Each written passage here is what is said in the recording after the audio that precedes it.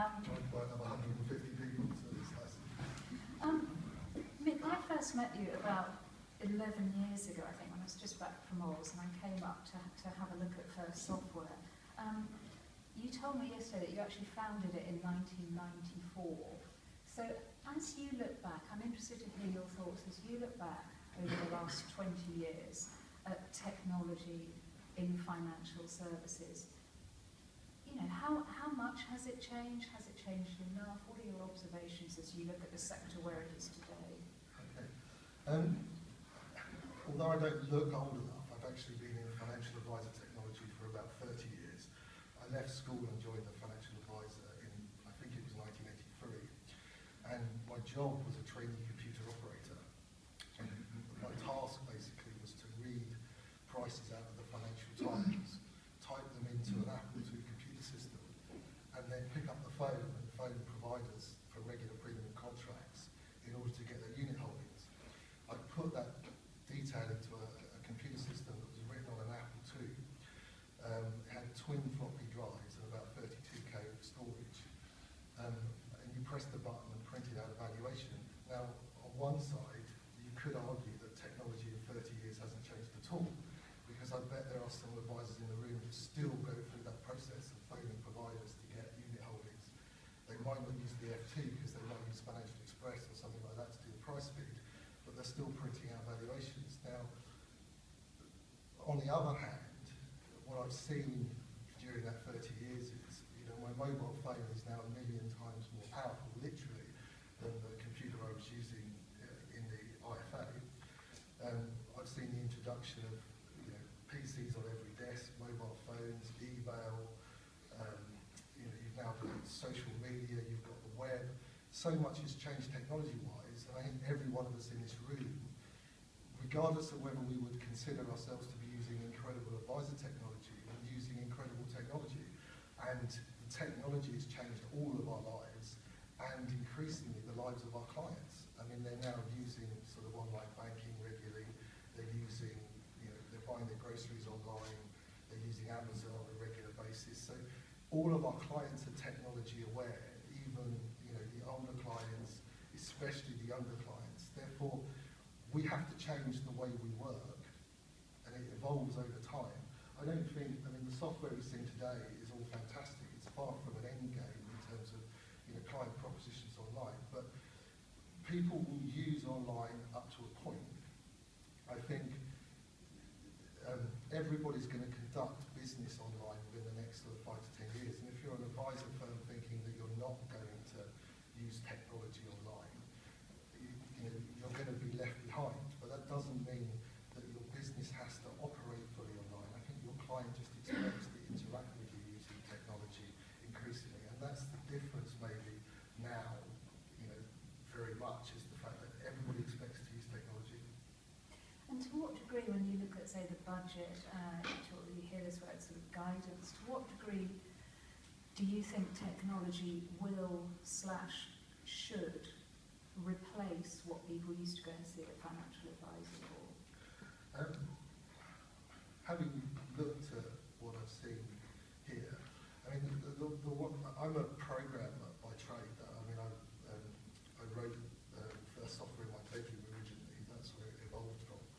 And you know, the one thing if you get into programming that you realise is computers are fundamentally stupid. They're not. There's no intelligence to them. It's all around rules and process that you build in. So they're very good at doing the same thing time and time again and automating processes. And obviously, you know, using clever people, they become clever technology. But I think when I look at all that I've seen today, if I was a client and I was going through, particularly, you know, if I'm facing retirement and I've got £100,000 to invest, which previously was an easy decision, I bought an annuity, and now I've got to play about with tools and do sliders and work out whether I'm prepared to take a 75% risk with my money and running out when I'm 80, and obviously I'm expecting to live to 120, you know, so that's going to be a difficult concept. Buying an annuity, the only thing it does is either force me down to buy the annuity, or it says to me, you know, I need advice. I need somebody that's going to work with me and tell me I'm doing the right thing and give me that comfort. So I think the technology and the internet in itself provides an incredible tool for making people access to so much data which they didn't have before.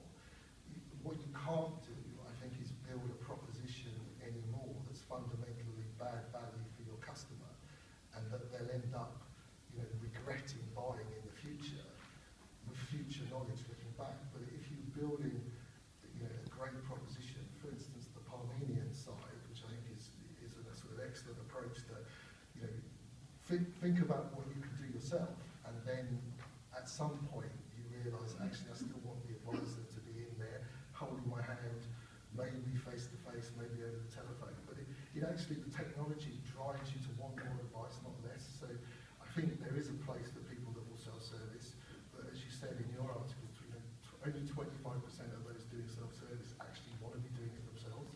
But the alternatives to pay £2,000 a year to an advisor to get full financial planning isn't open to the majority of people. I think what will happen is advice will be offered much cheaper by using technology to support the advice process, and that's what it's got to do to support it. The kind of challenge here, obviously, in your current role, you're CEO of Sammedia. When I look at a lot of the tools which are being developed for consumers and advisors to use, that point you mentioned, 25% of people enjoy it. The rest of them are sort of thinking, oh God, I've got to do something about my finances. A lot of these tools actually require people to go in and input quite a lot of information. And I'm not convinced, but you'll have seen the stats. The people, I guess it's like people used to say to me about First Software, it's great, we get the demo, someone comes and shows us what it can do, but on a day-to-day basis we only use 15 or 20% of that. Do you think that's still the case with some of the new lovely looking propositions people are building in technology? Do you think customers are actually going to use them? Yeah, I think customers will use technology. I think they are using technology now, aren't they? I mean, all our lives have changed through email and mobile phones and web, etc. So to say that they won't use technology is wrong. I mean, the sort of people only use 25% of technology. I'm not sure it's particularly relevant in terms of whether clients will use it to add value. The problem with an awful lot of systems, and one of the big challenges to advice, to being able to reduce the cost of it, is in the ability to be able to aggregate data. Without a doubt, probably the single most expensive part of the advice process is in bringing data to the point where you can actually deliver advice. So, for instance, the stuff you saw with Your Wealth, where you're aggregating bank account data, producing income and expenditure. When I look at a lot of financial advice processes, they require income, expenditure, or a fact find to be itemised by the client. Most clients don't know that information, so they put figures on the fact find, made up probably, or certainly best guesses. So they're already putting what you did visitors crap in, and then you do these sophisticated tools that provide them all these wonderful illustrations about what their outcomes are going to be, but all based on information they didn't fundamentally believe in the first place. Where technology can help, in aggregating data from your bank account and your employer, and potentially and specifically your advisor, so you've got all that data in one place. When you're actually then giving advice to the customer's data is correct. They already know what their income and expenditure is. They can have analysed it over the last 12, 24 months, automatically using computer systems. The ability to then deliver advice very cost effectively, with face-to-face or over the telephone or via the web, is there because the data's there. And I think that's what's improving in the market. When I look at my old job and I had to ring round providers, platforms have fundamentally changed the way most advisors hold assets, because you've now got an ability to get a daily feed from of all of your investments for all of your clients. When I look back at trying to do that stuff in advisor office 10 years ago, when we started talking about contract inquiry, what people call the lightning strike and those type of things, it was bloody difficult to get that data from providers. And it was a lot of work for the advisors to get the data in one place, and very few of them would have been comfortable about putting that data online for their clients to see on a regular basis. Now, because all that data's on, well, not all the data, but a large proportion of the data's on platforms, platforms are made made a huge difference to enabling advisors to be much more service efficient. And that's one way that, you know, the cost of advice is being reduced, isn't it? And I think the other way is through technology, but using the data that's now available. Thank you. And just as we sort of go to coffee, let's end with a little game, Mick. Okay, so we're going to imagine that you're suddenly made CTO of certain types of companies, and you have to tell me, give them a mark out of 10 for how they're doing in terms of technology today, and then think what your first priority would be in terms of building and developing stuff. So, fund managers, hello Mr. New CTO, how are we doing, mark out of 10, and what do you think from a technology point of view is the first thing they should do? If I'm a fund manager, I mean, I don't know, there are a lot of fund managers that seem to be thinking about building D2C propositions, and whether that's the right thing for them to be doing to enable clients to buy more easily. I think if my business was predominantly sold for advisors, I'd be trying to make it as easy as possible for advisors to use and buy my products. Now, if they're on platforms, you know, then increasing the efficiency of them being able to get to me via the platforms would be the thing I'd be concentrating on. Making sure I'm delivering great product, because I think the difference is now, any business, big business, whether it's a fund manager, a bank or a life company, you know, if you're building product, you can't, you know, have a product that looks good today because you're offering £200 a month suspensive vouchers to buy it. But in 5 years' time, people look back on it and reflect and say, actually, that was a bad thing for you to have sold me.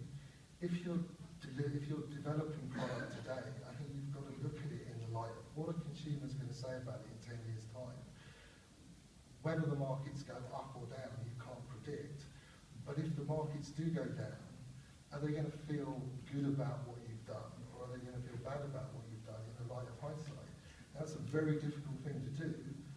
But I think a lot of companies, you know, fund managers, banks, life companies that have got incredible brands, which, you know, they probably, a lot of them have hurt over the last few years in terms of selling the wrong things to the wrong people.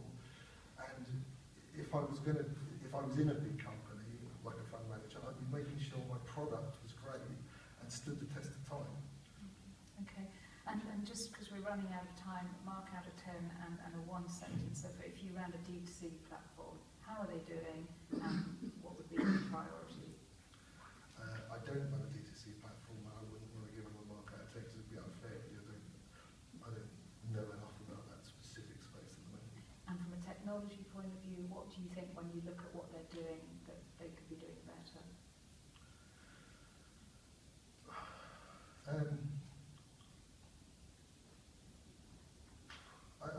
I think the big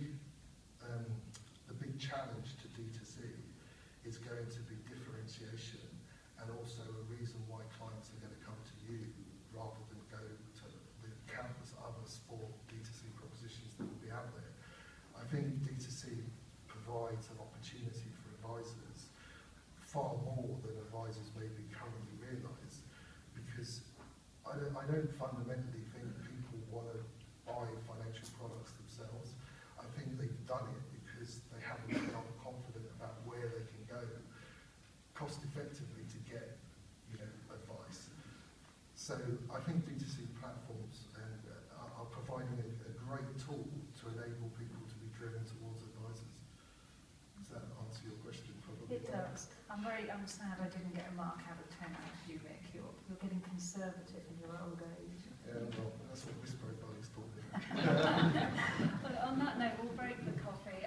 Please join me in thanking Mick for sharing his views.